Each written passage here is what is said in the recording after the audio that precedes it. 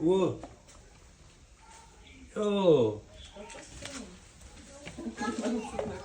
Kyk hier daai klein. Ja. So, hierdie box is 15 cm en dit met die dikte van die lyf lyk dit na 1.3 meter se kobra wat hierin is. Kyk hy het 'n rot in sy pens of 'n brulpan. Dis 'n Kaapse kobra. Hou net. Ignoreer net die oproepe. Kyk, vat.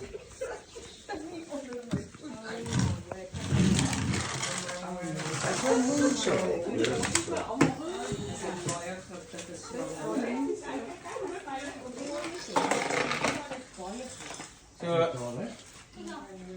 ja, sien jy met 3 meter. Ja, hy is nou in beheer. Almal dink altyd die slang van opkom na my se hand toe. Maar hy doen as jy hom van die grond af lig. Nou kan jy besluit om op te sit. As hy daar is hy in beheer. Maar sien jy die verder is baie Baie rustig. Nee, nie daar. Pyp is bietjie kort.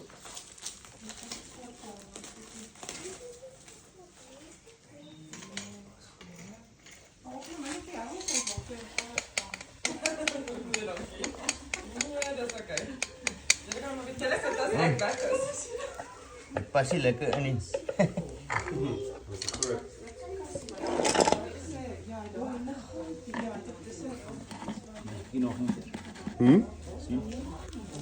Hier. Is hy nie sterk so slag nie? Nee, hy voel veilig daar binne. Veilig binne. Maar as lekker donker hier binne so. As dit baie skerp is. As die lig baie skerp is dan Waar die nie lees jy? stop nie, né? Erwan, Skep. waar die lees jy? Well, hy het op 'n Cape Nature catch and release permit. Maar dit is nie Wellington nie. kan ons nie die ander bokse ook skryf vertel. Nee, dit sal net hy wees wat hy is. Rekord hy nog. Ek moet net my bakkie gou afneem. Jy kyk asseblief binne.